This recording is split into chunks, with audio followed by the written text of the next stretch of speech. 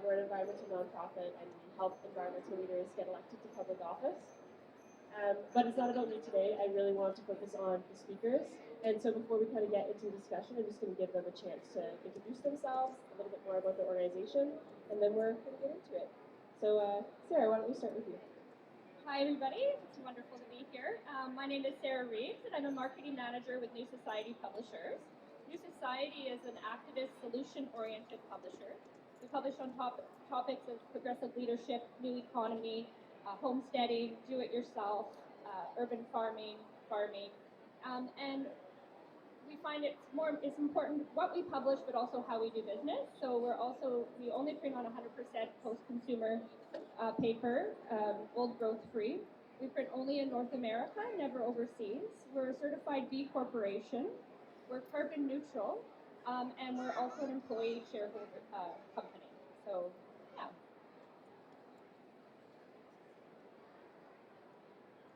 Okay, hi everyone. My name is Kahkasha. I am 18 years old and I'm the founder president of Youth Sustainability Organization, Green Hope Foundation. I do not know why the slides aren't working. There, okay, they are.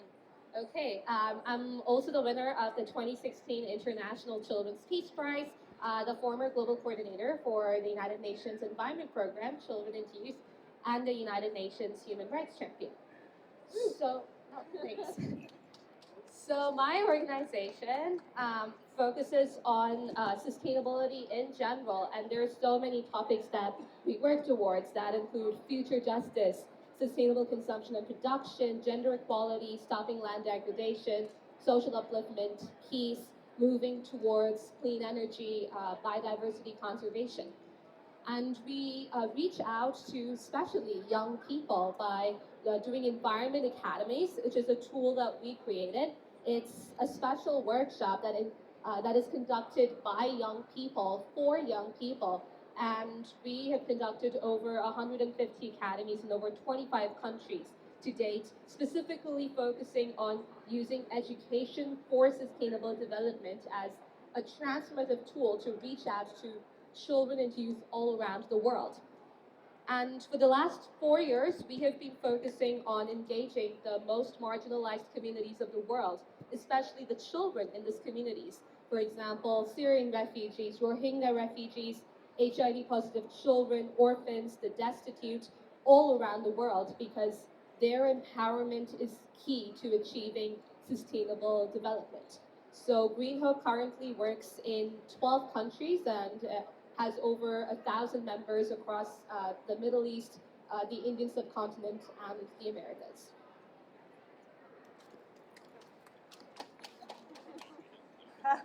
That's a difficult one to follow up. And I happen to be the one. Okay, so my name is Nicole Bélanger. I'm an environmental consultant and an official presenter for the body of work of Mr. Al Gore for the Climate Reality Project. And so this is very important to me for the past 10 years. So yes, and I travel everywhere, do a lot of presentation for the body of his work, and I think that it's very important. The second one, why I'm here, we here at booth 1316, and it's about green schools for a green future. So this is very, very important. It's about building sustainable school for the developing community around the world. And it's about teaching the children with a computer. We're going to teach them to do coding, blockchain, and artificial intelligence, plus the full curriculum of education. And next to each school, it's going to be a vertical farm with aquaponic system. So they will have the food, they will have food to sell to their community. So it's a full sustainable circle, no books, everything is to minimum, but very, very progressive. And each school will have solar panel for the computer, of course, and they can resell the surplus and learn how to do it and how to start business. They're going to learn how to install solar panel and maybe starting a business. The whole idea of that is to be able to create green leader around the world. This is my target, my priority, my pride. It's that these children, it's a lot of school that they open, but in the end of the day, it's a lot of books, storybook, a little bit of everything, but in the end of the day, they need a full body of education. Plus, we need to train them for availability for a future. And this is what Green Schools, greenfuture.org does. Thank you. No, it's true. We all have Hi, one. I'm Rochelle Byrne. I am the founder and executive director of an environmental nonprofit called A Greener Future.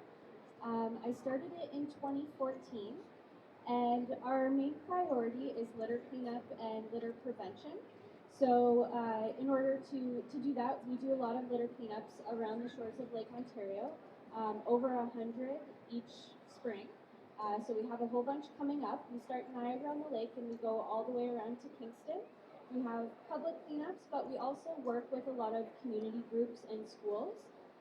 So we really want to teach the youth why we're doing litter cleanups, how we collect data, why that data is important, and how we can analyze that data and come up with solutions to reduce the waste that we're finding along the shores of Lake Ontario.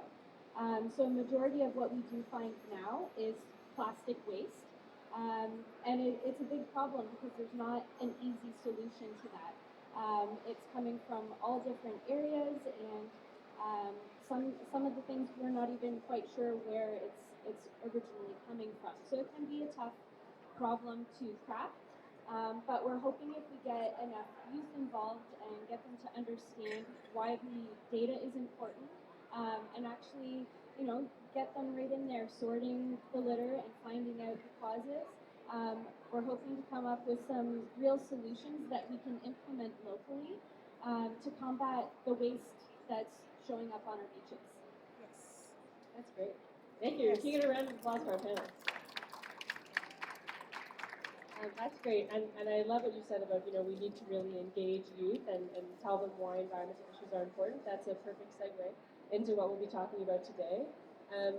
So let's kind of start things off with the messages that are really important for you. The messaging that gets them excited, gets them to become green leaders.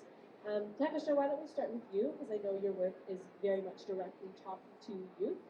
So what do you find in your experience has been very impactful and inspiring? The first thing that when we reach out to young people, we've seen is that to get them to understand that they can do it, they can take actions. A lot of the time, this is really common that we underestimate the power of young people, and they're told that no, you can't do it because you're so young. So the first thing is to actually tell them that they can do it. After that, when we're talking to them about environmental issues, then the goal is to make them understand that the issue that we're discussing affects them, because a lot of the time they feel that it's happening in some other part of the world. This is not just young people. This is all people. So on making them understand that it does affect me, and I can take the actions to help solve this problem, no matter how small my action is. And basically, we do this by reaching out to them through creative ways like music, art, dance, drama, sports, because that actually relates to what they're passionate about. And once we're able to reach out to them through that, then we are able to tell them that you can relate environmental awareness with music, and then it's a peer-to-peer communication, because as a young person, I feel that is really effective, and I've seen how effective it is. So once one person gets to know about it through music or sport, then they spread that awareness to their friends, and that is how we're able to spread the awareness amongst the whole community. So basically, it's just telling them that they can do it, and then making them understand that it affects me as well, and whatever action I take, it does count. Yeah, I love what you said about, making them see that it's real and they can make a difference. Yesterday when I was talking to you, Michelle, you talked about how people put garbage in their garbage cans, put them on the curb, and then think that's it. That's where my garbage is gone. I don't have to look at it. I don't have to see it. But it actually goes into the environment and becomes a big problem for many different creatures and for habitats. So what would you say to youth who think it doesn't affect me? It's not me. I don't have to get involved.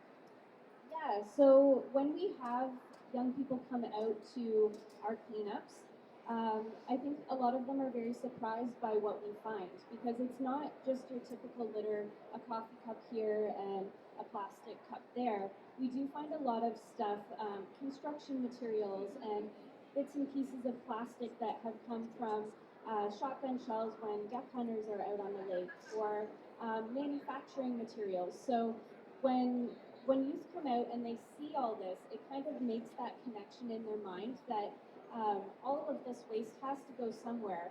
And our society has built the way that we live, and we're all contributing to it. So when they actually go through the sorting process and collect all the data on what we're finding, they can make that connection in their mind that, hey, at home, I use this stuff.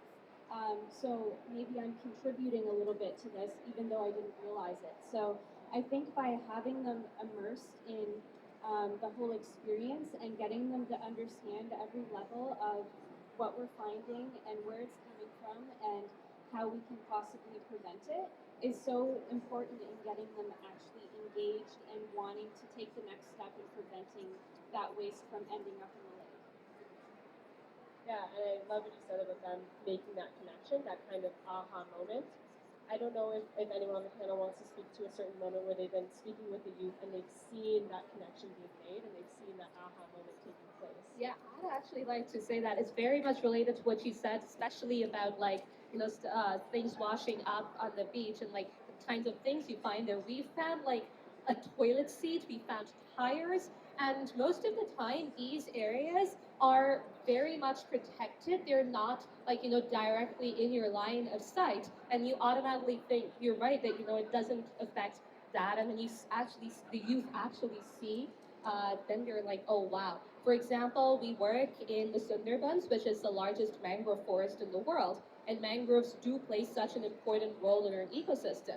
But when the youth, even the children who live in the mangroves, they themselves did not know that the plastic litter that they threw actually washed up and was affecting the tigers who lived there, the other plants, the other animals, even the mangroves themselves. And I think that is really important for them to know, even if it's like really far away. And during our academies, when we actually tell them these shocking statistics from the Sundarbans to like the salt pans of India, which is like extremely arid, dry, there's literally no water there, and you show them those images, then they're like, oh my God, that is something that I have contributed to, and that is like, and then they want to start taking action. When they start doing that, there's literally no stopping them.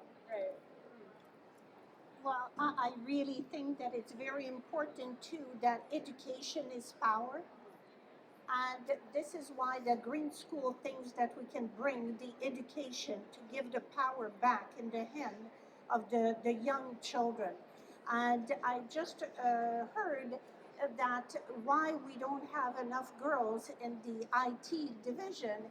Basically, it's because they're starting too late to create interest. So with Green School, we want to start the girls and the boys at the mid school, not high school, to start working in IT division, learning how to do coding and artificial intelligence. It was a documentary, and they were building robot and all the new thing that it's coming on the market, yet it was only boys. So we need to change that, and we need to change it at the mid level when they're not as conscious about who they are. And it's very, very important to start them very young and to start them to care for the environment. And I think younger they are, better it is.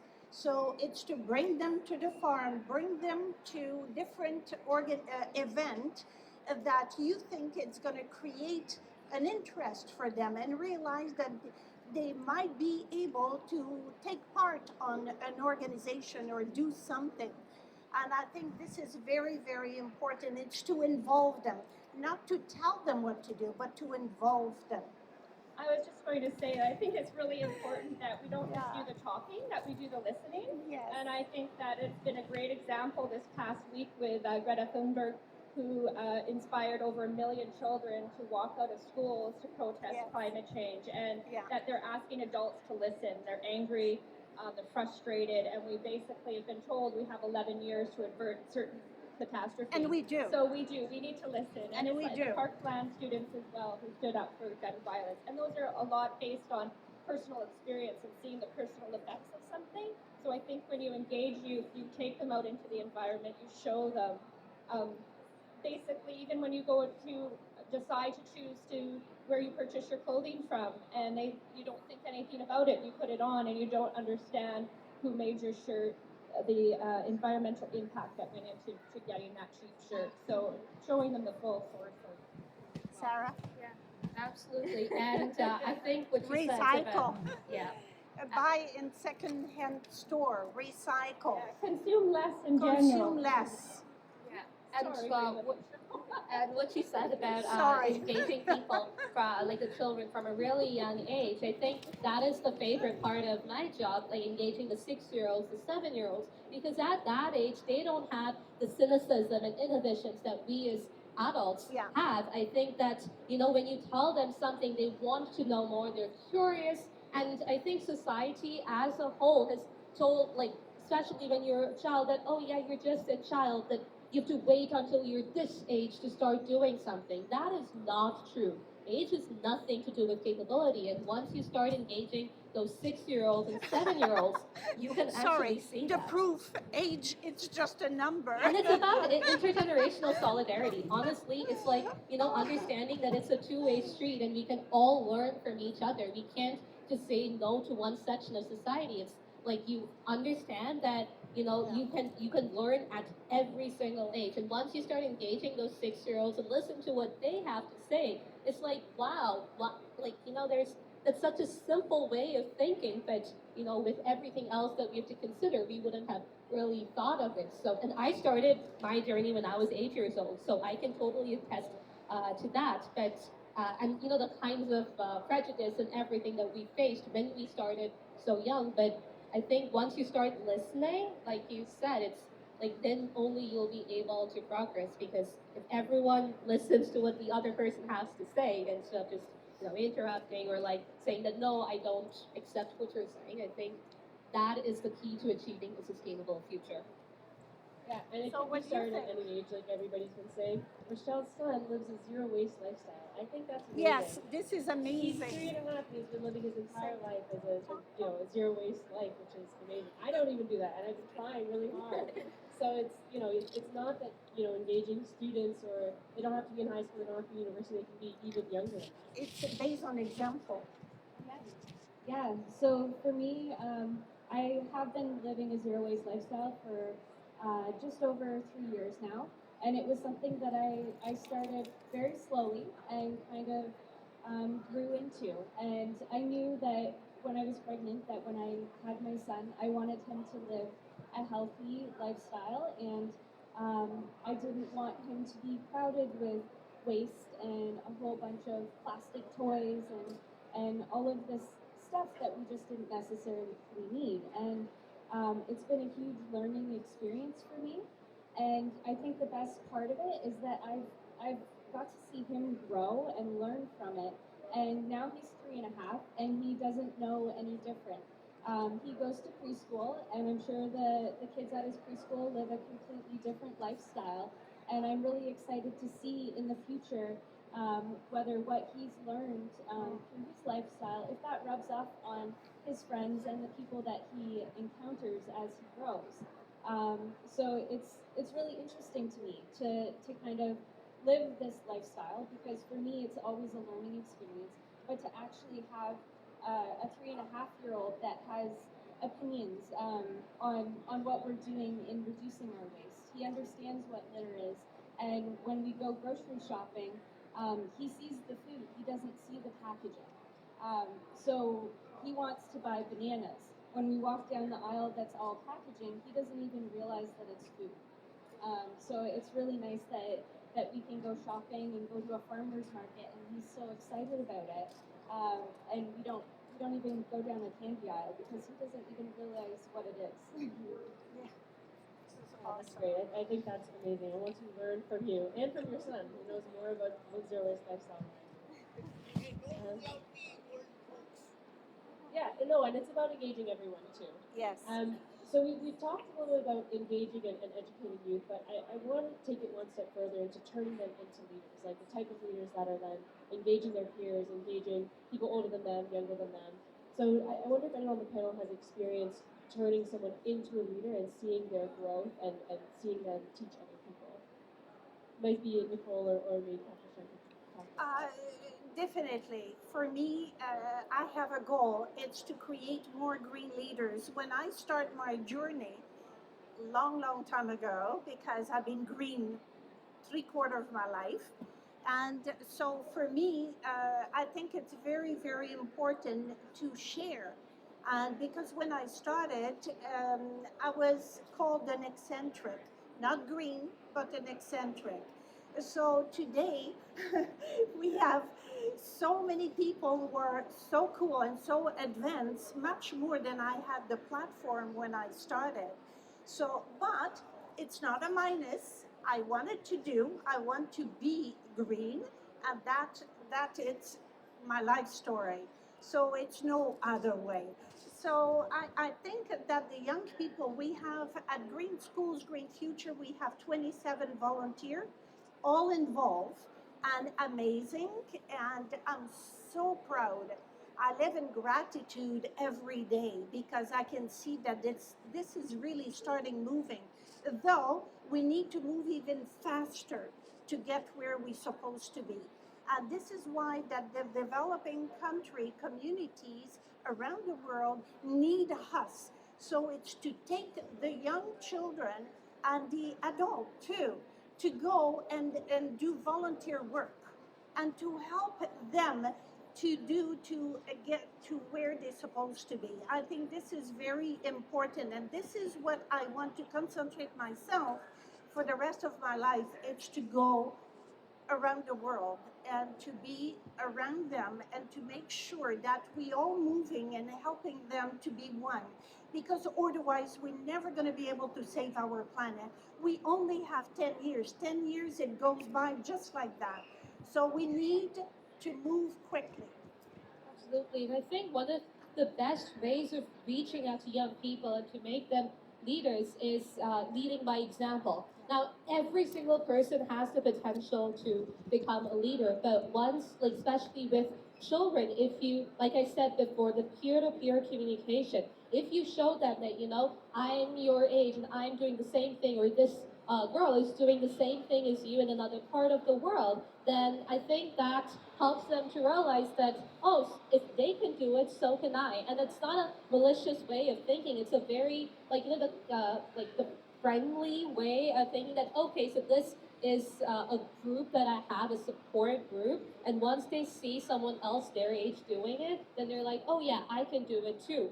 And I'll give an example, since you said the developing world, the marginalized communities, especially when we went into the Syrian refugee camps, the Lebanon-Syria border, we encountered children who'd gone through like tremendous trauma. But one girl, 10-year-old Redha, she stood up during one of our workshops and said that her village had this beautiful garden that she used to tend to and be a part of making beautiful. And after she heard that, other children in the world are also taking actions, she, along with her friends in the camp, would make sure that after the snow stopped, they would go out and plant their own garden and conduct a cleanup of their camp. And that kind of mindset creates a chain reaction so that other children, like 10-year-old Redha, start taking actions in their own communities.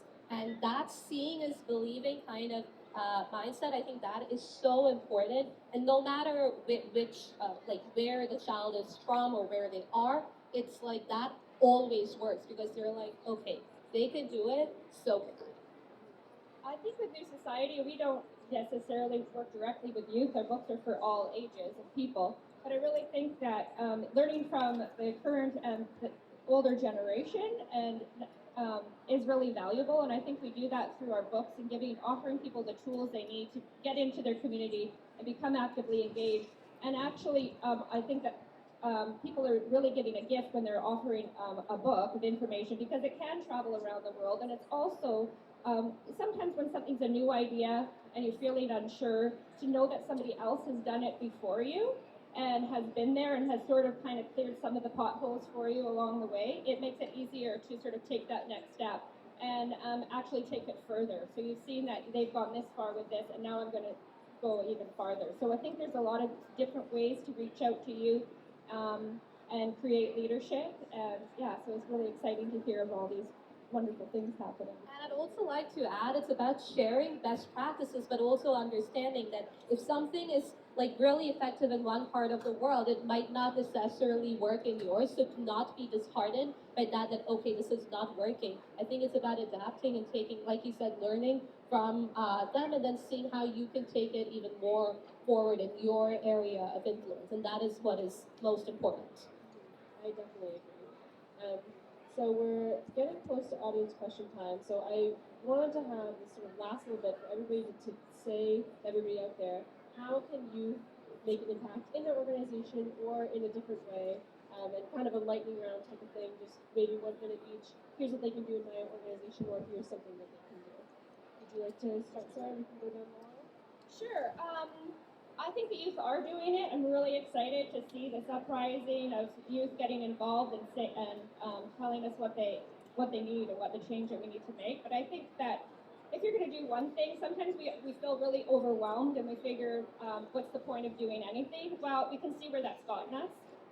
So if you can, we can't all do everything, but we can all do something. And I would start honestly with consuming less.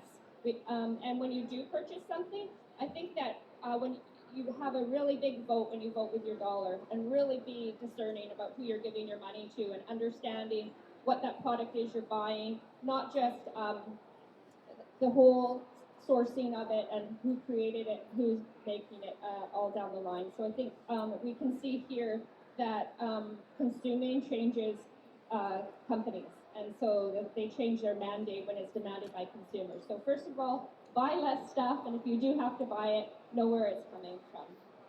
I think the most important thing is to just step out of your comfort zone and make a difference. You need to think outside the box and literally just eliminate that box, because you have to start by taking that first action, no matter how scary it is. And as the famous environmentalist Robert Swan said, the greatest threat to our planet is the belief that someone else will save it. And that is like super common in society today. So we need to start by taking that extra step and just walking that extra mile to get that sustainable, just, and equitable future that we want. And we have to start acting now, because time is not on our side. And we can't wait for just others to do it for us.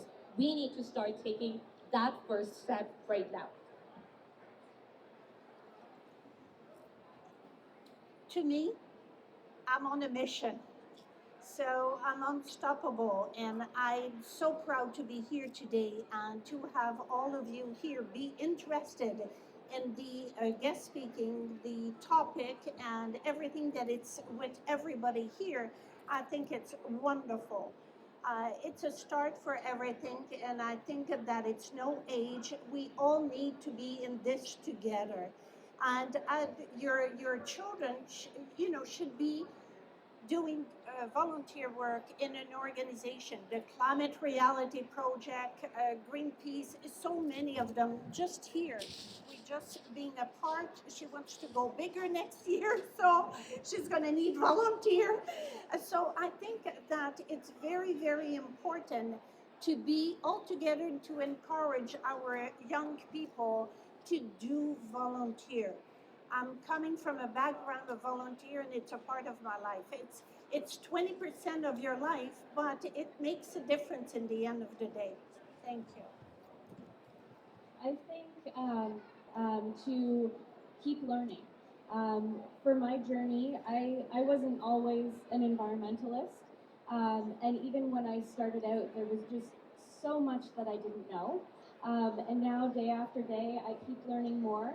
And the more I know, the more passionate I've become, and the more I want to get others involved in my journey and share my knowledge and learn from others and keep that cycle going because I want to keep growing as a person and making my impact better and come up with new ideas and new solutions. So I think maintaining that level of learning all throughout your life is so important because it gets people engaged and it gets people inspired and hopefully gets them to take action.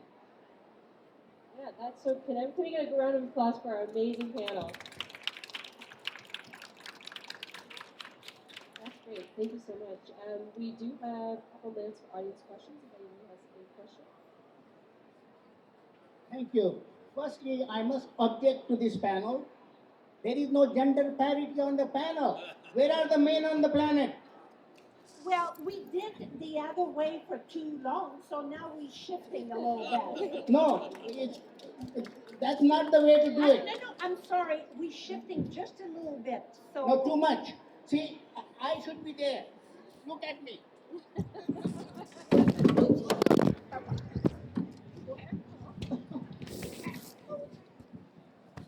There. Okay. See, now look at me. My dress speaks for me without talking about it. But this is just one panel. There will be lots of opportunities for everybody to speak. Every panel there should be gender parity. I mean, and there should be age parity. What's wrong with it? She's one of the persons who has been doing for a long time. I am probably doing longer than her. Not sure. No, read my back now. Read my back. Yeah. No, you can. You know what? Thank you. We only have a couple of minutes, so we do want to get to other Yeah, questions. But this is shameful that you're doing it the way you're doing it. It's not Well, I shameful. think that It now is that outright shameful. now that you've brought it to the panel's attention, perhaps in the not future they'll shameful. take it in consideration with other Yeah. panels. Well, So thank you for bringing it to their attention. And she's right, we did have too many men, like, for so long that it was only men, and now that we do have an only women's panel, it's not like, you're saying no to men, you're not misandrous, you're It's saying okay. it's We all okay. We all Like, you're okay. gender parity, always We gender all parity. okay. We all okay. Everything is cool. My question is about zero waste. It was brought up earlier. I'm just curious what that means, given that even reusable items have a shelf life. So I'm just curious about what zero waste means. Yeah, so it's just basically in our lifestyle, we try and opt to buy things that don't have packaging, so that we're not throwing things in the garbage on a weekly basis. So yes, there's always going to be a little bit of waste here and there, but it's all about thinking ahead and trying to find the best solution. So for us, groceries are a big thing. That's where a majority of our waste was coming from before. And now that we buy all of our produce package free and we fill our reusable jars at the bulk store with like pasta and rice and that kind of thing, we've cut out a lot of packaging. There's still stuff that comes in our house from time to time that does have packaging, especially around things like medications and that kind of thing. It's something that you can't avoid. But we do our best to make sure that we try and get things in at least recyclable packaging in that case. And it's just about being mindful and reusing things, and instead of buying new, seeing if you can find it secondhand. There's no perfect way to do it, and it's different for every person, every family out there. But I think as long as you're thinking about it and making a conscious effort, it does make a big difference. And over time, you'll really see the impact. When we first got started, we started with one simple change, and once we got used to that, we kept continuing on to more and more. And now we don't have very much garbage at all. But the odd time, someone will come over to our house and bring us a gift, and we're appreciative of that. So it's not like we're forcing our lifestyle on anyone else. We just try our best, and we're really happy with the progress that we've made. Is there an awareness movement in all the schools? Sorry, can you repeat the question? An green awareness movement in all the schools for educators? Well, for us, for Green Schools, Green Future, it's 10% of the budget who's been kept for yoga, meditation, tapping, because the amount of trauma that these children are going through is tremendous. And I think that we can feed them, but we need to release the trauma in order for them to be in a better state of mind to learn. And I think this is very important. In our schools here in Toronto? Is there Oh, that work Would here? wish, I would wish, yes. I would really want our schools here to be aware and to be passionate about Yes. getting involved in that movement. There are some schools, depending on which municipality and which district you're in, that do have very great environmental programming, especially when you get to the high school level. And there are actually some schools that are eco schools. And in order to be classified as an eco school, they have to meet certain criteria. Not every school goes for these goals and achieves it, but I think it's a starting point, and hopefully as more schools kind of catch on, all of them will kind of follow suit. Hopefully all over the world, right? Yeah, and just as my organization, Green Hope, we focus especially on junior schools to have education for sustainable development for them, because currently there is no subject as education for sustainable development, or it's not even like a cross-curricular thing. So we focus on engaging the youngest members of society in Toronto and also in Ottawa as well, so that they grow up as being environmentalists is just a part of their life. So. I think I would just mention as well that it's important to support the teachers with the enough resources that they need. They already have a full curriculum on their plate, and then so I think it needs to become a part of the curriculum. There are programs like Green School Grounds, we have school garden curriculums and different things like that, but giving them the resources they need to help implement that within the classroom, I think it is necessary. I just wanted to ask, what are some of the things that you're doing for your 3.5-year-old to encourage him to live a green lifestyle? So since my son was born, he has always come out with me to do litter cleanups. So he has a good understanding of what litter is and why we pick it up.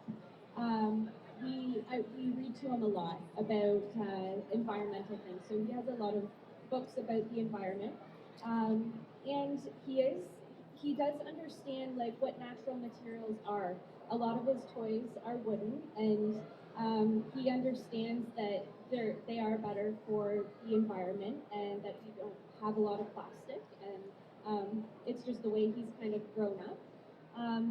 But I think most importantly, he does things like gardening with us, and we do try and grow some of our own food. We're in the city, so we can't grow all of it, but having him actually put the dirt in the pot and plant the seeds and see something grow, and like he loves picking the tomatoes. He won't eat them, but he loves picking them.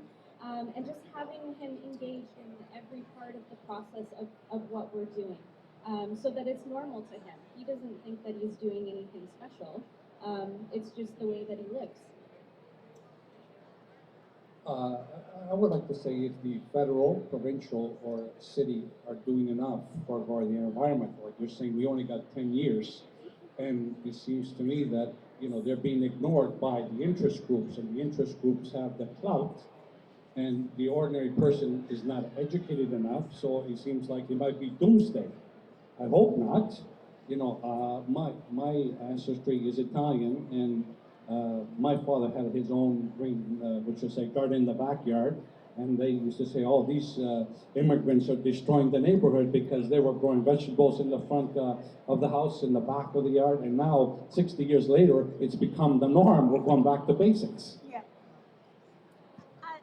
If I may, I think that it's very, very important, because I would like to have a Green Schools, Green Future in Ontario, in Canada. It would be wonderful. So if we have the investor, I'm open to it. The system is perfect. So I would be very, very happy. I would just say that no, I don't think that the government is doing enough No. for our environment Yes. at all, and that they're really driven by big business and not really looking at the impact. They're too short-sighted. They are considering what can I get done in my short term, and they're not looking to the future. In British Columbia, we're about to lose our killer whales, and it's sort of it's just the cost of business, but they're really the canary in the coal mine.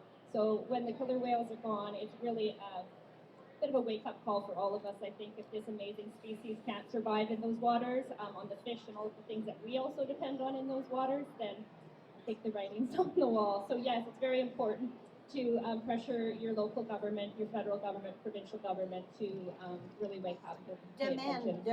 Demand. Yeah, and also even if the government isn't, or even if they are doing, I think it's important that we as civil society start taking actions on our own and see what we can do ourselves to help save the planet. Because if we just complain that the government is not doing enough, I don't think that is enough for our planet now. So I think it's time that we start doing it, regardless of whether our government is doing it or they have policies in place that are not very good for the planet. Whichever country you're in, I think it's time that we as civil society, we do have the power, and I think it's time that we start doing something regardless of what someone else is doing.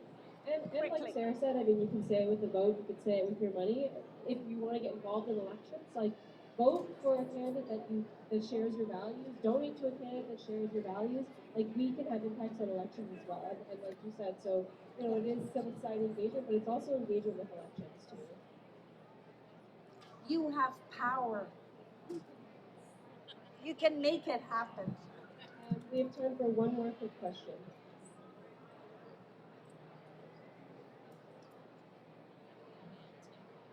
Hello. First, thank you very much for coming on stage and speaking about your individual projects. I enjoy volunteering for environmental groups. Like I volunteer quite a bit. And I was just wondering, as a volunteer, do you feel like the activist movement is broad and diverse and there's a lot of, like, is it difficult for someone who perhaps isn't as educated in the environment, but they want to help out? Do you feel like there's a lot of options and perhaps there could be more talk within the activism group to network and see who's doing what or who's helping with what campaign? Well, Sorry if my question's a bit... For our You case, got it. can I say something? Yeah, For sure. our case, we have 27 volunteers coming from all over the world. And from 16 to 27, they're not all coming in to apply as an environmentalist. Absolutely not. So it's very interesting. So working together, they are just becoming amazing. I'm so proud. They're learning every day and they want to. And this is what it's all about. They want to. So you can learn anytime. Absolutely, and Yes. the passion is the key towards achieving your goal, because even if you don't know much about it, if you're passionate, you will find a way to Yes. know more and to learn more and then make a difference. And that's what, as Green Hope Foundation, that is what we believe. If we engage children who are like 4 and 5, and when we're talking to them, they want to do something even if they don't know what the United Nations is doing for that particular goal, but they have the passion to do more. So I think that is what's key towards achieving that goal. So yeah, like that is the main thing. You need to have passion. If you're not super aware, you can still learn. And like I think we mentioned on the panel, you learn every day. So that's. I do think it's valuable for some of the larger organizations to, speaking from my own experience, I think a lot of the environmental movement has a bit of a Caucasian face to it, and it's really important that organizations reach out to a diverse group, because it's often people of color who are mostly impacted by a lot of the environmental segregation we're seeing. And if you can connect and engage on all levels, then you can create a new generation of environmental stewards and conservationists.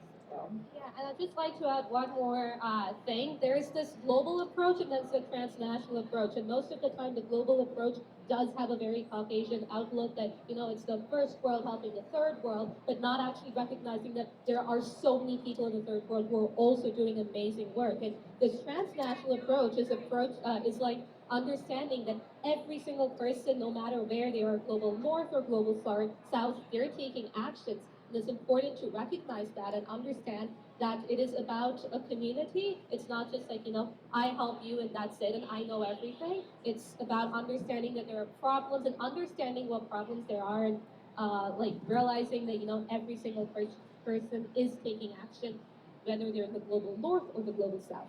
I think that right now we need everybody on board, men and women, and women and men. So the young and the not so young. And you know what? I think we are in a moment right now that it's so critical.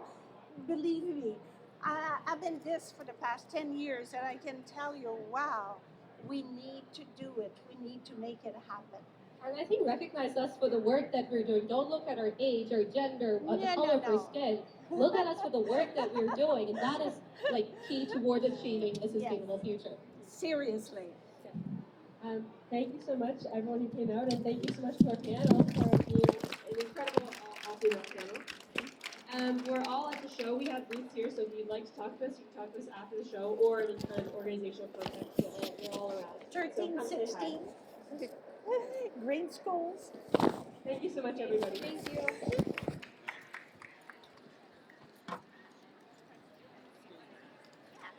Will your presentation be online?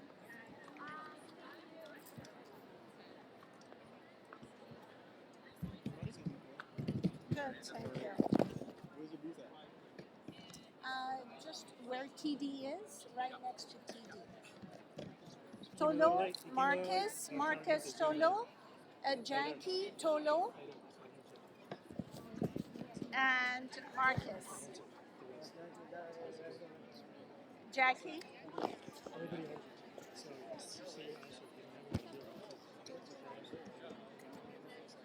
you walked in there, picture and said, like, this guy knows what he's doing.